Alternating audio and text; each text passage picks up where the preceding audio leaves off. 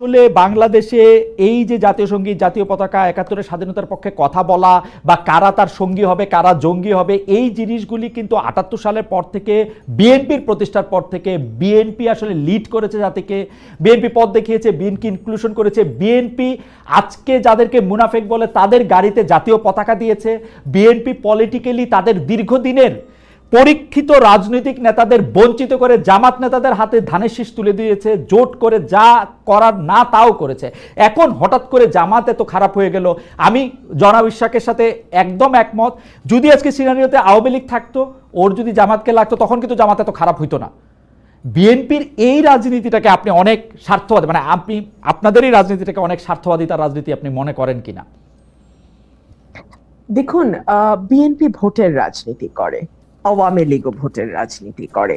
বাংলাদেশে এই ভোটের রাজনীতিতে, বাংলাদেশে নয় মানে সারা বিশ্বব্যাপী ভোটের রাজনীতিতে জোট একটা খুবই কমন একটা ফেনোমেনা, এবং সেই জোট গঠন আওয়ামী লীগও যেমন এক সময়ে জামাতের সঙ্গে যুগপৎ আন্দোলন করেছে, বিএনপিও সেভাবে জামাতের সঙ্গে ২০০১ সালে গিয়ে জোট করেছে। কিন্তু গত ১৫ বছর আমরা যেভাবে মুক্তিযুদ্ধের ইতিহাস বিকৃতি, সকল কৃতিত্ব একজনের হাতে দিয়ে দেওয়া, মুক্তিযোদ্ধার তালিকার মধ্যে হাজারে হাজারে ভুয়া মুক্তিযোদ্ধা ঢোকানো, কিংবা ধরুন একেবারে legal frame digital security act করে দিয়ে মুক্তিযুদ্ধের ব্যাপারে কি বলারও করা হয়েছে। বিএনপি কিন্তু ৩বার রাষ্ট্র পরিচালনার দায়িত্বে ছিল অতীতে, কিন্তু কখনো কিন্তু আমরা তেমনটি ঘটতে দেখি নাই। হ্যাঁ, আমি অস্বীকার করবার কোনো উপায় নাই, বিএনপি জামাতের সঙ্গে জোটের রাজনীতি করেছে, বিএনপি নিজামী গাড়িতে পতাকা তুলে দিয়েছে, মন্ত্রিত্ব দিয়েছে, এগুলো অস্বীকার করবার কিছু নেই, এগুলো ইতিহাস, এগুলো আমরা সকলেই জানি। তবে বাংলাদেশে রাজাকারের গাড়িতে প্রথম পতাকা আওয়ামী লীগ কিন্তু যখন তারা ক্ষমতায় এসেছিল ৯৬ সালে, তখন কিন্তু তারা তুলে দিয়েছিল নুরু রাজাকারের গাড়িতে, আমরা যদি নামটা যদি ভুল না করে থাকি, হ্যাঁ, তো তারা তুলে দিয়েছিল। সো একটা বিষয় বলেন। না, আমি কিছু বলতে চাইতেছি না, আমি শুধু মনে করাই দিতে চাচ্ছি যে মানে আমি এটা আওয়ামী লীগের আমলে বিএনপি নেতৃবৃন্দকে খুব বলতাম, আওয়ামী লীগের নেতৃবৃন্দকে খুব বলতাম, কিছু হলে বিএনপি জামাতের দোষ দিত, তো তা আমি ওদেরকে মনে করাই দিতাম যে ভাই আপনি তো দল করেন আওয়ামী লীগ, বিএনপি জামাত কি করলো সেটার অনুসরণ কেন করেন? না না, আমি জাস্ট এটুকুই বলতে চাইছি যে দুটো দলই কিন্তু ভোটের রাজনীতিতে জোট করেছে, বিভিন্ন সময় বিভিন্ন দলের সঙ্গে জোট করেছে। আমি আজকে একটা খবরের দিকে আপনার একটু দৃষ্টি আকর্ষণ করি। বাংলা ৭৮-এর ইতিহাস পরিবর্তনের উদ্যোগ ইউনূস সরকারের, isn't it a very alarming news? এবং সেই নিউজটার ভেতরে যখন আপনি ঢুকবেন, আপনি দেখবেন সেখানে বলা হচ্ছে জামাতে ইসলামী আরো দুটো দল, হ্যাঁ, এই দুটো দল ইসলামপন্থী, তাদের ব্যাপারে ৭১-এর এই দল তিনটার নাম বাদ দিতে হবে ইতিহাস থেকে। পরবর্তীতে এই ব্যাপারে জামুকা জানতোই না, যখন জানতে পারলো তখন তাদের তীব্র প্রতিবাদের মুখে এইটুকু বলা হলো যে তৎকালীন জামাতে ইসলামী এবং অন্য দুটো ইসলামিক দলের আগে তৎকালীন শব্দটা বসিয়ে দেয়া হবে। তো আমি মাত্র কিছুক্ষণ আগে আমি নিউজটা দেখেছি, সো আমি আসলে পুরোটা পড়তে পারিনি। এই নিউজটার ভেতরে খুব পরিষ্কার বলে দেওয়া আছে যে মুক্তিযুদ্ধের ইতিহাস থেকে কিভাবে জামাতকে এবং জামাতের অ্যালাইড যে পলিটিক্যাল পার্টিগুলো ছিল সেই সময় তাদেরকে বাদ দেবার একটি চেষ্টা আমরা লক্ষ্য করছি। আপনি দেখুন, এই সরকারের আগে যে সরকারটি ছিল ইমিডিয়েটলি বিফোর আওয়ামী লীগের যে সরকার, তাদের ব্যাপারে আমি সংসদে দাঁড়িয়ে একবার বলেছিলাম যে বাংলাদেশের ইতিহাসে এত বেশি মুক্তিযুদ্ধের বিপক্ষের কোন শক্তি আওয়ামী লীগের মতন কোনোদিন ক্ষমতায় আসে নাই। বিকজ আওয়ামী লীগ যেটা করেছে, বাংলাদেশের মুক্তিযুদ্ধের যে মূল স্পিরিট, সাম্য, মানবিক মর্যাদা, সামাজিক ন্যায় বিচার এবং গণতন্ত্র, এই প্রতিটা জিনিসকে গত ১৫ বছরে তারা ধ্বংস করে দিয়েছে। আমি একটু আপনার সাথে শামিল হই এই ব্যাপারে, আমি আপনার সাথে সম্পূর্ণ একমত। আওয়ামী লীগ সবচেয়ে বেশি মুক্তিযুদ্ধের যে স্পিরিটটার কথা তারা বলেছে তার বিপক্ষে তার প্রতিটা অবস্থা ছিল, কি বলে প্রাতিষ্ঠানিক মানে প্রতিষ্ঠানগুলিকে ধ্বংস করা থেকে শুরু করে গণতন্ত্রকে বজায় না রাখা, মানে সমাজতন্ত্র নিশ্চিত না করা, ধর্মনিরপেক্ষতা, জাতীয়তাবাদের ক্ষেত্রেও তারা ১০-০ পেয়েছে একদম। কিন্তু আপনি যদি একটু বিএনপি রাজনীতিটা যদি একটু বলেন একটু সুবিধা। দেখুন, বিএনপির হাত ধরে কিন্তু এই যে চতুর্থ সংশোধনী, যেটা বাংলাদেশের সংবিধানের মূল স্পিরিটটাকে নষ্ট করে দেয়, একদলীয় শাসন ব্যবস্থার দিকে নিয়ে যায়, আজীবন রাষ্ট্রপতি ঘোষণা করার দিকে নিয়ে যায়, সেই জায়গা থেকে বাংলাদেশকে মুক্ত কিন্তু বিএনপি করেছে। বাংলাদেশের সংসদীয় গণতন্ত্র সেটাও বিএনপির হাত ধরে এসছে। আমি একবারও বলছি না যে বিএনপির শাসনামলে বাংলাদেশ বেহেশত ছিল, বাট তারপরেও তো রাজনীতির আলোচনা তুলনামূলকের ভিত্তিতেই হয় সব সময়। সো অন্য যে পলিটিক্যাল পার্টিগুলো ক্ষমতায় ছিল তার চেয়ে বিএনপির পারফরমেন্সের দিক থেকে যদি আপনি হিসাব করেন, কোনো দল পারফেক্ট না, কিন্তু তারপরেও যদি আপনি তুলনামূলক একটি চিত্র করেন, তাহলে বিএনপির সঙ্গে আমি খুবই বিনীতভাবে বলি অন্য কোনো রাজনৈতিক দলের কোনো তুলনাই হয় না। আপনি দেখুন, বিএনপি 31 দফা দেওয়ার আগে ভিশন 2030 দিয়েছিল, সেটা দিয়েছিল 2016 সালে দেশনেত্রী বেগম খালেদা জিয়া। খুব ইন্টারেস্টিং, বিএনপি অনেকগুলি সংস্কার প্রস্তাব করেছে, 31 দফা খুব ভালো, কিন্তু যেই বিএনপি বুঝতে পেরেছে তারা ক্ষমতার খুব কাছাকাছি এসছে, তখন সকল ধরনের সংস্কারের বিপক্ষে তারা একটা দাঁড়িয়ে গেছে, কারণ তারা বুঝতে পারতেছে যে তাদেরকে আওয়ামী লীগের মতো করেই দেশ শাসন করতে হবে। তাদেরকে আরেকজন মানে মানে আমি কি বলবো, মানে শেখ হাসিনাকে আদর্শ মেনেই প্রধানমন্ত্রী হতে হবে। একদম না খালেদ ভাই, আমি আপনাকে খুবই বিনীতভাবে আমি আপনার সঙ্গে ডিফার করছি। আপনি একটু সময় দেন, আমি বলি কেন ডিফার করছি। আচ্ছা, বিএনপি যেটা বলেছে যে যেই সংস্কারগুলো মূল, যেমন প্রধানমন্ত্রী, রাষ্ট্রপতি, মন্ত্রী পরিষদের মধ্যে ক্ষমতার ভারসাম্য, এক ব্যক্তি পরপর দুইবারের বেশি প্রধানমন্ত্রী হতে না পারা, সংসদে আপার হাউস লোয়ার হাউসের প্রভিশন আনা, আর্টিকেল 70 সংশোধন করা, এই প্রতিটাই কিন্তু সাংবিধানিক সংস্কার।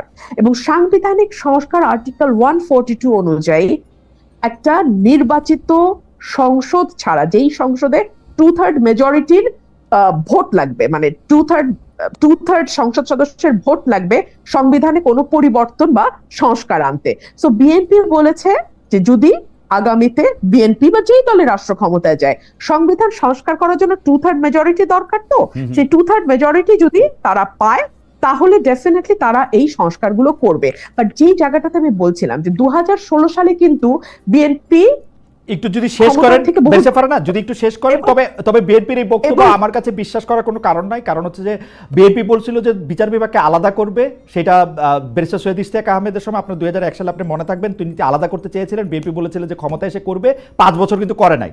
আর এখন তো ওই সময় তো করবে বলে করে নাই, এখন করবে না বলতেছে, এখন কি আর করবে জীবনে? খালেদ ভাই, আমি শুধু বলবো যে সময়ই এই কথাগুলোর উত্তর দেবে। বিচার বিভাগ স্বাধীন করবে না, এটা কি বিএনপি একবারও বলেছে? স্বাধীন বিচার বিভাগ করবে বলছিল, তারপরেও করে নাই। এটা তো সংস্কার তো করবে না, মানে দুইবারে বেশি প্রধানমন্ত্রী থাকতে পারবে না, এটা করবে না বলছে বিএনপি, তাইলে কি আর করবে? ওইটা করবে বলছিল না, বেঁচে পারেন। আমি আপনাকে বলি, বিচার বিভাগ আলাদা করার ব্যাপারে সকল প্রস্তুতি ব্যারিস্টার সৈয়দ ইশতিয়াক আহমেদ আইন উপদেষ্টা হিসেবে নিয়ে রেখেছিলেন 2001 সালে। তখন এটি করতে চেয়েছিলেন, বিএনপির পক্ষ থেকে বলা হয়েছিল আমরা আসি, আমরা এটি করব। তারপরে 2001 থেকে 2006 সাল পর্যন্ত বিএনপি ক্ষমতায় ছিল, বিচার বিভাগ আলাদা হতে সময় লেগেছে আরেকটি তত্ত্বাবধায়ক সরকার আসা। তো সেটি তো তারা বলছিল যে তারা করবে, তাও 5 বছরে করে নাই। এই ক্ষেত্রে তারা বলতেছে যে দুইবারের বেশি প্রধানমন্ত্রী না থাকার যে অপশন, সেটা তারা কোনোদিন মানবে না। তো যেটা মানবে না, এটা কি আর কোনোদিন করবে না? এটা করবে না। কেন করবে না আমি সেটা আপনাকে বলি। বলেছে বিএনপি এটুকু বলেছে যে পরপর দুবারের বেশি, মানে থার্ড টার্মে সে প্রধানমন্ত্রী হতে পারবে না, এটা বলেছে। আচ্ছা, আপনি আমাকে দেখান তো ওয়েস্টমিনিস্টার ডেমোক্রেসি যে দেশগুলো আছে, হ্যাঁ, সেখানে কি একটা দল তারা আগে থেকে বলে যে না, পরপর দুবারের বেশি আমরা একজনকে প্রধানমন্ত্রী করব না, বা আমরা পরপর 3 বারের বেশি একজনকে করব না, বা একবারের বেশি একজনকে করব না? এটা তো দলের নিজস্ব সিদ্ধান্ত যে তারা কাকে প্রধানমন্ত্রী করবে, কাকে প্রধানমন্ত্রী করবে না। এই স্বাধীনতাটুকুকে আমরা দলকে দিব না? হ্যাঁ, দিব। বেঁচে পারে না। আমি আপনার কাছে আবার আসবো, জনাব ইশাককে একটু শুনে আসি। শুধু আমি একটু এটা বলে রাখি, দলের কোনো সিদ্ধান্ত নেওয়ার ক্ষমতা নাই দলের টপকে চেঞ্জ করার। আমরা গত 40 বছরে তাই দেখছি।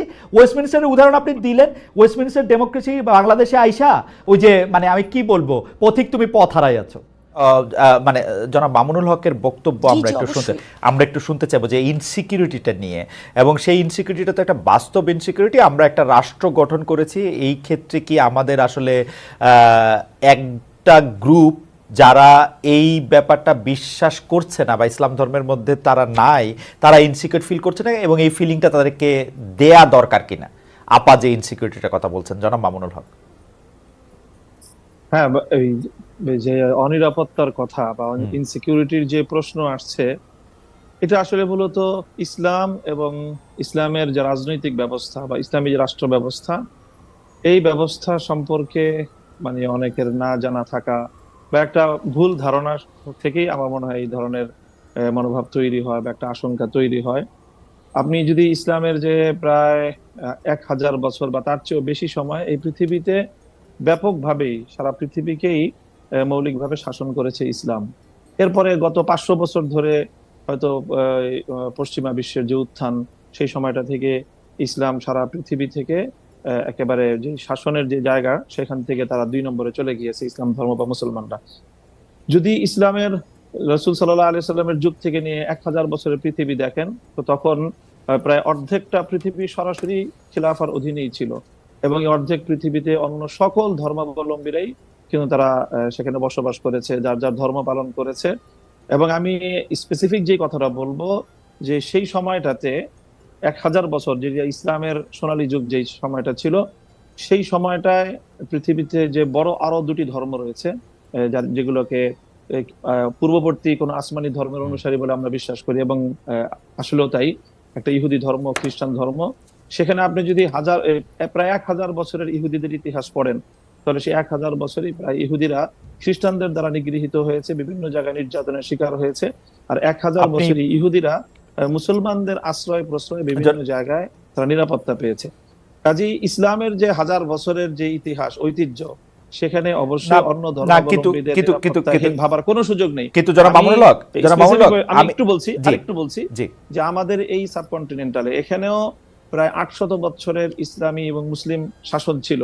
সেই সময়টাই 800 বছর ধরেই কিন্তু এখানে হিন্দুরা সংখ্যালঘু গরিষ্ঠ ছিল, মুসলিমরা সংখ্যার দিক থেকে কম ছিল, কিন্তু তারা শাসক ছিল। 800 বছরও কিন্তু এই সংখ্যাগরিষ্ঠ হিন্দুরা কখনোই অনুভব করেনি না যে তাদের মধ্যে সিকিউরিটির খুব অভাব রয়েছে। জনাব মামুনুল হক, আমরা কাজে আসলে আমরা জনাব মামুনুল হক, আমরা আবার আসবো আপনার কাছে। আমি শুধু প্রশ্নটা করে রাখি, আপনি যে সময়টার কথা আছে ইসলামিক শাসন এবং সেইটা 1000 বছরের শাসন, বা এই বর্তমানে পশ্চিমা উত্থানের সময়টাকে খ্রিস্টানের শাসন, খ্রিস্টানদের শাসন, আপনি সে যেটা বলছেন সেটা এভাবে বলা যায় কিনা, যারা এই 1000 বছরের পৃথিবী শাসন করেছেন তাদেরকে আসলে ইসলামিক ভাবাদর্শে বা ইসলামিক মতে তারা পৃথিবী শাসন করেছেন কিনা?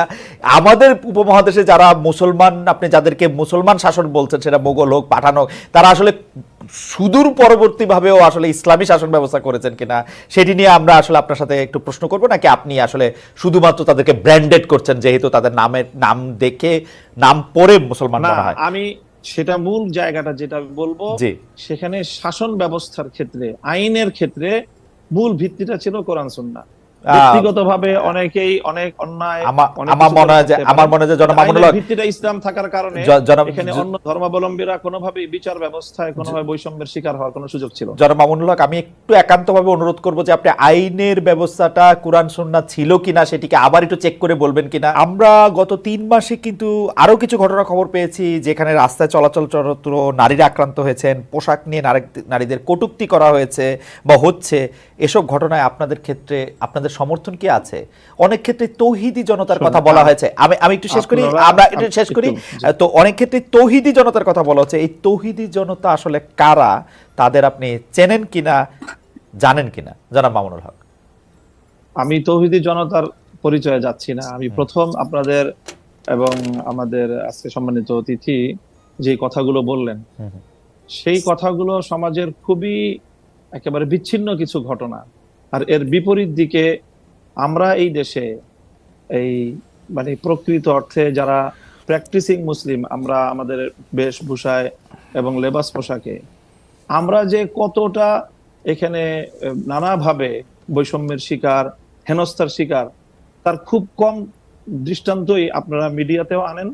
আর আপনাদের এই সাধারণ যেই যারা মহলে চলাফেরা করেন, আপনাদের খুব কম আমার মনে হয় এটা জানাশোনা আছে।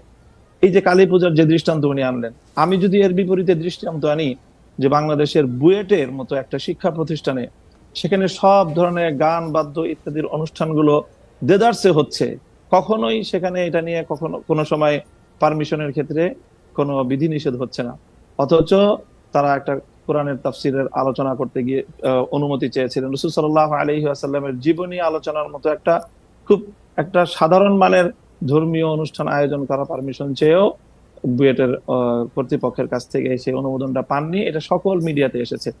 ঢাকা বিশ্ববিদ্যালয়ের কথা যদি বলি, এই ঢাকা বিশ্ববিদ্যালয়ে আপনার কত কত বছর, কত যুগ পর্যন্ত ইসলামের নামে কোনো ছাত্র সংগঠনকে আপনারা একটা প্রোগ্রাম করতে দেয় নাই, অথচ সেখানে অন্য সব ধরনের ছাত্র সংগঠনগুলো তারা কার্যক্রম পরিচালনা করছে। কমিউনিজমের মতাদর্শের যারা তারা করতে পারবে, অন্যান্য তারা করতে পারবে, শুধু ইসলামী ছাত্র সংগঠনের নাম নেওয়া হলেই ঢাকা বিশ্ববিদ্যালয় তাদেরকে অচ্ছুত হিসেবে সাব্যস্ত করে রাখা হয়েছিল। এই বিষয়ে তো কোনোদিন ওনারা কথা বলেন। একটু জানতে চাইছি যে ইসলামের নাম নিয়ে কোনো প্রোগ্রাম ঢাকা বিশ্ববিদ্যালয় হয় না, কিন্তু অন্য কোনো ধর্মীয় আলোচনার বা কোনো এরকম কোনো প্রোগ্রাম কি হয়েছে? মানে আসলে তো ইসলামের নিয়ে অনেক ধরনের প্রোগ্রাম ঢাকা বিশ্ববিদ্যালয়ে হয়েছে, সেটা আমিও জানি, সেটা আমি জানি ইসলামের নিয়ে অনেক কিছু হয়েছে। ব্যাপকভাবে দেখেন, প্রায় প্রতিটি হলেই খুব সুন্দরভাবে আমি আপনাকে ব্যাপকভাবে সেখানে হিন্দু ধর্মাবলম্বী সংখ্যা কত সেটারও কোনো হিসাব করা হয় না, তাদেরকে নির্বিঘ্নে হলের মধ্যে জাঁকজমকপূর্ণভাবে তারা পূজোর আয়োজন করছে। আমি জনাব মামুনুল্লাহ ঢাকা বিশ্ববিদ্যালয়ের ব্যাপারটা একটু বলি। আমি একটু ঢাকা বিশ্ববিদ্যালয় তখন সেখানে অনুমোদন পাওয়া যায়। আমি ঢাকা বিশ্ববিদ্যালয়ের কথাটা একটু বলি। ঢাকা বিশ্ববিদ্যালয় আরবি, ইসলামের ইতিহাস ও সংস্কৃতি, ইসলামিক স্টাডিজ যেটা ইসলামী শিক্ষা সহ, ফার্সি সহ এবং আরো বেশ কিছু জায়গায় নিয়মিত এই ডিপার্টমেন্টগুলিতে নিয়মিত কোরআনের তাফসির, কোরআনের গল্প, কোরআনের থেকে বিভিন্ন উদাহরণ, হাদিসের বিভিন্ন রকম কথা, এগুলি নিয়ে নিয়মিত সেমিনারের আয়োজন করা হয়।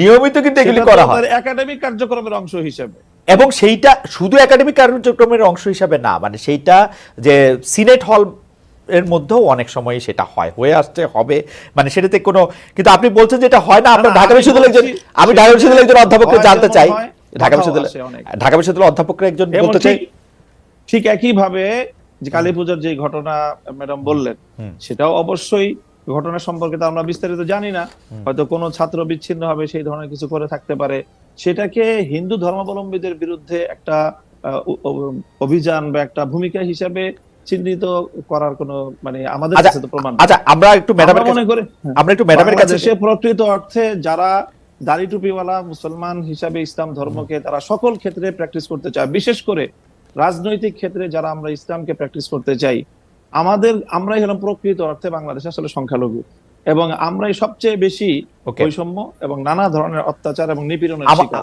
এবং আমাদের এই নিপীড়নের বিরুদ্ধে কখনোই সমাজের এই যে সাধারণ শিক্ষা ব্যবস্থার যারা শিক্ষক মহোদয় আছেন বা অন্যান্য আপনাদেরও খুব একটা সোচ্চার কখনো আমরা পাই। আচ্ছা, আমরা এটা অধ্যাপক মাহবুবকে জানতে চাইবো। আমি একটু আপনার কাছ থেকে এটা জানতে চাই যে ধরেন বাংলাদেশে আপনি যে ধরনের রাষ্ট্র ব্যবস্থা কায়েম করতে চাচ্ছেন, ধরেন যে খিলাফা, সেই খিলাফা আসলো, তাহলে কি আপনারা এই যে ধরেন কালী পূজার কথা বলা হলো সেগুলি বন্ধ করে দিবেন? যে না, রমনায় বা বন্ধ হবে কেন, সেগুলি করতে দিবেন? প্রত্যেক ধর্মাবলম্বীর যার যার ধর্মীয় রীতি অনুযায়ী তার সে ধর্মীয় স্বাধীনতা ভোগ করবে, তার জানমালের নিরাপত্তার যে বিষয়গুলো আছে, ইসলামী রাষ্ট্র ব্যবস্থা, ইসলামী রাজনৈতিক যে বন্দোবস্ত, সেখানে অন্য ধর্মাবলম্বীদের ধর্ম পালনের শুধু স্বাধীনতা নয় বরং নিরাপত্তা নিশ্চিত করা হয়েছে, এবং সেই নিরাপত্তা অবশ্যই বাস্তবায়ন করা হবে। তাদেরকে কি জিজিয়া কর দিতে হবে?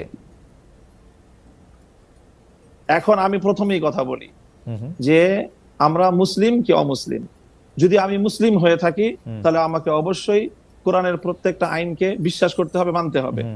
আমরা আপনাদের কাছে পাল্টা প্রশ্ন করি খালেদ মহিউদ্দিন সাহেবকে এবং আজকে আমরা অতিথিকে, যে আমরা এজ এ মুসলিম আমরা কোরআনের প্রত্যেকটা বিধানকে শ্রদ্ধা করি কিনা, এবং প্রত্যেকটা বিধান আল্লাহর পক্ষ থেকে প্রদত্ত সেই হিসাবে আমি বিশ্বাস এবং মানি কিনা, সেটা বলেন আপনি।